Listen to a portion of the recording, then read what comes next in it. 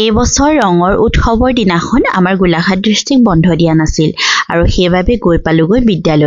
বিদ্যালয়তো ছাত্ৰ ছাত্ৰীৰ সংখ্যা মুঠেই 3জন নে 4জন আৰু বাকীসকল ছাত্ৰ ছাত্ৰী আহিছে খেলিবৰ বাবে আৰু মোৰ অৱস্থা কি কৰিলে চাওকচোন ছাত্ৰ ছাত্ৰীসকলে নলগাবি ক'লেওতো নুশুনে নহয় জানো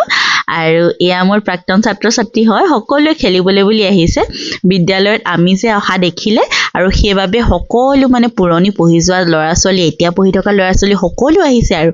আৰু আহি সকলোৱে আমি ফূৰ্তি কৰি এনেকৈ